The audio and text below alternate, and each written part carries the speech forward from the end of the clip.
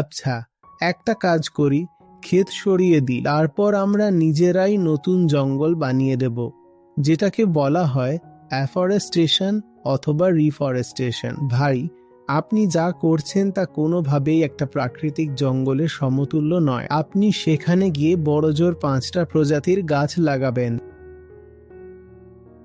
আর জঙ্গলে থাকে 5,000 প্রজাতির। আর ওই যে গাছগুলো আছে তাদের পূর্ণাঙ্গ বৃক্ষ হয়ে উঠতে কখনো সময় লাগে 15 বছর, আবার কখনো সময় লাগে 45 বছর। আপনি কি সেগুলোর অত দেখাশোনা করতে পারবেন? কিন্তু আপনি যেটাকে কাটলেন সেটা একটা জীবিত কার্বন সিঙ্ক ছিল, আর সেটাকে আপনি এক নিমেষে শূন্য করে দিলেন। আর এখন আপনি নিজেকে সান্ত্বনা দেওয়ার জন্য আর দুনিয়াকে বোকা বানানোর জন্য বলছেন যে আমরা যতটা জঙ্গল কেটেছি সেটা চাষের জন্য হোক বা কোনো ইন্ডাস্ট্রি বা মাইনিং প্রজেক্টের জন্য হোক, তার পরিবর্তে আমরা অন্য কোথাও গিয়ে গাছ লাগিয়ে দেব, আমরা একটা কৃত্রিম জঙ্গল তৈরি করে দেব।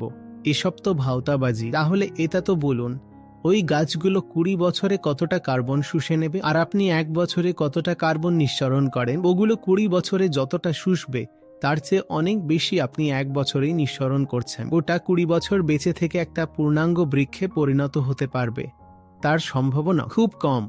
তো সব মিলিয়ে আপনি কাকে বোকা বানাচ্ছেন? গাছ কাটা মানে সরাসরি একটা হত্যা করা, সরাসরি একটা হত্যা।